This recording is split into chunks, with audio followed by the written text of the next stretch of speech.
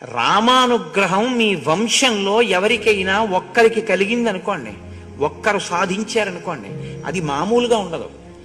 అది ఎలా ఉంటుందంటే ఒక 500 సంవత్సరాలకి సరిపడనంత కృప అప్పుడే వర్షిచ్చేస్తాడు ఆయన.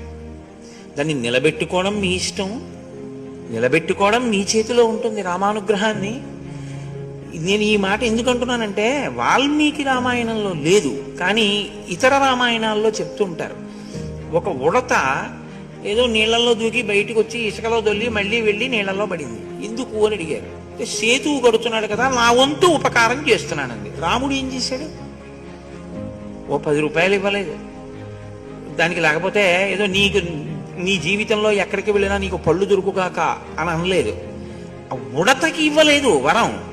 ఉడతని చేత్తో పట్టుకుని తన కుడి చేతి 3 వేళ్లతో ఇలా రాశాడు. ఉడత అన్న ఆ జాతిలో పుట్టిన ప్రతి ఉడత మీద 3 వేళ్ల గీతలు ఉన్నాయన్నారు.